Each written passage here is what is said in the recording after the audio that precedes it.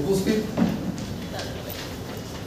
জাতীয় বিবেক গণমাধ্যম কর্মী এবং সরকারের বিভিন্ন শাখার গোয়েন্দা বিভাগের সকল সম্মানিত সদস্য বৃন্দ, আসসালামু আলাইকুম।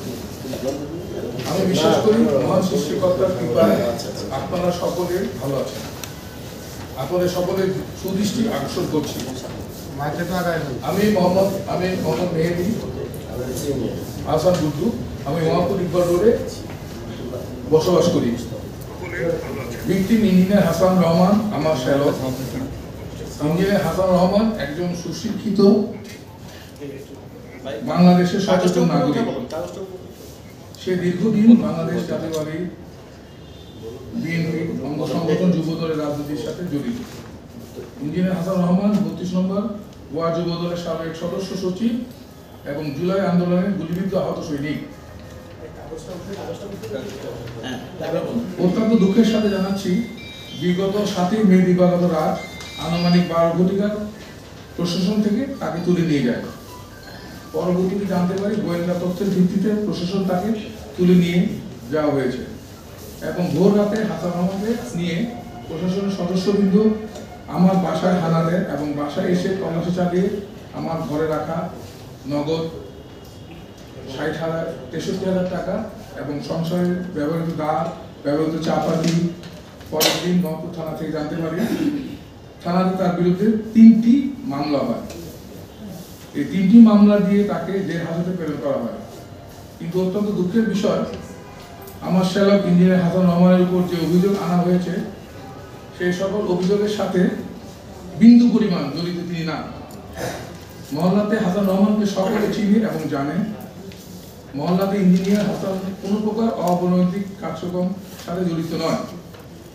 আমি আমার অসহায় পরিবারের পক্ষ থেকে অনুসন্ধানী গণমাধ্যম কর্মীদের এবং সরকারি গোয়েন্দা সংস্থার প্রতি অনুরোধ, এই মিথ্যা বানোয়াট অভিযোগের উপর দৃষ্টি আকর্ষণ করে আপনাদের বিষয়টি আমলে নিয়ে তদন্ত করুন এবং পরিবারের পক্ষ থেকে সরকারের প্রতিও সুদৃষ্টি কামনা করছি, যেন সচেতনতা সুশিক্ষিত ইঞ্জিনিয়ার হাসান রহমানের ভবিষ্যৎ এর কথা বিবেচনা আনেন এবং নিঃশর্ত মুক্তি দেন। আসসালামু আলাইকুম। আমার নাম ইঞ্জিনিয়ার মোহাম্মদ মোর্শেদ আলম শামীম। আমি হাসানের বড় ভাই। আমার সাথে ইঞ্জিনিয়ার হাসান রহমানের সাথে 9 মে শুক্রবার সন্ধ্যা 7 ঘটিকায় লালমাটিয়ায় লাইসিয়াম কনফারেন্স সেন্টারে বিয়ে হওয়ার কথা ছিল। বিয়ের আগের দিন রাতে হাসান রহমানকে প্রশাসন কর্তৃক তুলে নিয়ে যাওয়ার খবর পাই। পরবর্তীতে জানতে পারি মিথ্যা বানোয়াট তথ্যের ভিত্তিতে তাকে 3টি মামলা দিয়ে জেল হাজতে প্রেরণ করা হয়। আমি একজন আমার হবু ভাবি, ছোট ভাইয়ের বউ ও নারী হিসাবে একজন আপনাদের কাছে আবেদন করেছে, এই অবস্থায় একটা মেয়ের জীবনে কি করতে পারে। আমার তার জীবনটা এভাবে নষ্ট হয়ে যেতে পারে, যেখানে বিয়ে হওয়ার কথা ছিল সেখানে হয় নাই। নারী হিসেবে তার ভবিষ্যতের কথা সঠিক তদন্ত এর মাধ্যমে সুবিচার দাবি জানাচ্ছি এবং নিঃশর্ত মুক্তি কামনা করছি।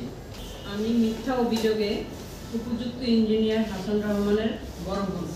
আপনাদের মাধ্যমে সরকারের কাছে আমার একটাই আবেদন, সঠিক তদন্তের দাবি জানাই এবং আমার ভাইয়ের সার্বিক বিষয়ে বিবেচনা করে তাকে সমাজের মাথা উঁচু করে বাঁচার অধিকার ফিরিয়ে দেন। তার বিরুদ্ধে আনিত মিথ্যা বানোয়াট অথবা হতে পারে আমাদের অজানা কারো প্রতিহিংসা তো শত্রুতামূলক অভিযোগ। এই অভিযোগের সঠিক তদন্তের ভিত্তি কামনা করছি এবং মিথ্যা মামলা থেকে ব্যবহৃত দিয়ে নির্ঘাত মুক্তি দাবি জানাচ্ছি। বান্ডেল থাকলে প্রতি সেনমানিতে টাকা বাঁচবে। বিকাশ সেনমানি বান্ডেল কিনে জিতুন প্রতি লেনদেনে। ওকে মাদক দেওয়া হয়েছে, তারপর আপনার অ্যাটেম্পট টু মার্ডার 3টা কেস দেখা হলো। কেন তাকে দিবে? কেন সে কি কোনো রাজনৈতিক দলের বিপক্ষে কোনো কথা বলেছে বা কোনো সরকারের বিপক্ষে কোনো কথা বলেছে? সরকারের বিপক্ষে কথা বলবা এটা আপনার আমার মনে হয় রাজনৈতিক কোনো একটা মানে ওকে বিপদে ফেলা। আচ্ছা, সে কি কোনো দলের সাথে আসলে যুক্ত আছে কিনা আপনার ওই যে আপনার ওই শালক? হ্যাঁ, ও তো অলরেডি বিএনপিতে এই যে আপনার বিএনপির সাথে জড়িত। উনি বিএনপির কি দলীয় কি? ওদের সদস্য সচিব, 25 নম্বর। উনি তো বলছে কিছু আগে ফলো করতে। তাহলে উনি যখন বিএনপির সাথে যুক্ত আছে আপনারা বলছেন, তাহলে এই তাকে এই মামলাগুলো কারা দিতে পারে বলে আপনারা ধারণা করছেন এবং কোন উদ্দেশ্যমূলকভাবে দিয়েছে? ঘটনাটা ঘটেছে, বাদীটা হলো এলাকায়, মানে যে এলাকায় ঘটনাটা ঘটেছে, যে ঘটনার উদ্দেশ্যে ওরাকে ফাঁসানো হয়েছে, হ্যাঁ, ওটা একটা চাঁদাবাজির বিষয় ছিল। হ্যাঁ, ওকে আরো মামলা দিয়ে জড়ানো হয়েছে, 3টা মামলা জড়ানো হয়েছে, যেটা এটা ছিল একটা চাঁদাবাজির একটা ঘটনা। এটা লালমাটিয়াতে হয়েছিল 28 তারিখে, কিন্তু অ্যাকচুয়ালি হাসান ওখানে উপস্থিত ছিল না। হ্যাঁ, ওইটা সন্দেহতে ওই বাড়ির মালিক ওকে ফাঁসানো, মানে ওকে চেনে জানে, ওর সাথে একটু সমস্যা ছিল, বিদায় উনি এটা মানে উনি ফাঁসানোর জন্য এই কাজটা করছে, ওর নামে মামলা দিয়েছে। ওর যে ফাঁসানোর ব্যাপারটা কেন, কিসের জন্য? ওনাকে তো ওই বাড়ির মালিকের কিসের সাথে যে ও হলো বিএনপি সাবেক সদস্য সচিব হাসান, ইঞ্জিনিয়ার হাসান রহমান, আমার ভাই। হ্যাঁ, সাবেক সচিব। ও বর্তমানে ওর পদটা চেঞ্জ হয়েছে। ওর পিছনে কিছু লোক লাগছে, ওর আশেপাশে ওকে মানে হিংসা থাকে না মানুষের, যে ও আমার চেয়ে আগিয়ে গেল, প্লাস আরো কিছু আওয়ামী লীগের কিছু লোকজন আছে যারা মানে আওয়ামী লীগকে চায়, তারাও ওর পিছনে লাগছে যে ওরা কিভাবে ফাঁসানো যায় মামলা টামলা দিয়ে। হ্যাঁ, দলীয়ভাবে অ্যাকচুয়ালি ও কিন্তু 5ই আগস্টের একজন কিন্তু হ্যাঁ আন্দোলনে কিন্তু ও কিন্তু গুলিবিদ্ধ হয়েছে। এই ছবিতে আপনারা দেখতে পাচ্ছেন অবশ্যই। হ্যাঁ, আর মিডিয়াতেও আছে এটা। সমন্বয়কের সাথে কথা হয়েছে। হ্যাঁ, উনি উদ্যোগ নিচ্ছে, উনিও বিষয়ে কথা বলছে, মিডিয়া আপনার আর্মিদের সাথে কথা বলছে, থানায় কথা বলছে। হ্যাঁ, স্বরাষ্ট্র মন্ত্রণালয় চাকরি করতেন? হ্যাঁ, ইঞ্জিনিয়ার। উনি জাকারিয়া এন্টারপ্রাইজ নামে একটা প্রতিষ্ঠানে জব করতেন, তো মেকানিক্যাল ইঞ্জিনিয়ার। তো ওখানে ঝুঁকির যে মেশিনগুলো আছে না, ওগুলো সেল দিতেন, প্লাস ওগুলো কোনো সমস্যা হলে সেটা সার্ভিসটা প্রদান। চলমান অবস্থায় ছিল, চলমান ছিল। চাকরির পাশাপাশি রাজনীতিতে একটু ভূমিকাটা বেশি ছিল। যে ইঞ্জিনিয়ার সাহেব আপনার দৃষ্টি আকর্ষণ করছি, জি, আপনি দয়া করে বলবেন যে আপনার ভাই যে জুলাই 5ই আগস্টের আগে যদি গুলিবিদ্ধ হয়ে থাকেন, জি, তাহলে সে একজন জুলাই যোদ্ধা হতো। জি, জি, উনি কোন তালিকার মধ্যে নাম আছে? আছে? ওর নাম আছে, আছে। তাহলে 5ই আগস্টের তালিকায় নাম আছে। তাহলে এই প্রতিকার চেয়ে কোথাও কি আপনারা সরকারের কাছে আবেদন করেছেন?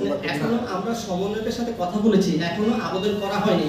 উনি আমাদেরকে জানাবে করছে যে কবে নাগাদ আমরা আবেদনটা করব, এখনো আবেদন করা হয়নি। যারা তো হইছে তার অনেকেই তো গ্যাজেট হয়ে গেছে। জি, জি, জি, জি। এখন এক্স্যাক্টলি গেলে দিলাম জানি না, বাট আমরা আহত তালিকায় কোন ধাপে পড়েছে ওনার এইটা ক্যাটাগরিটা বলতে পারেন?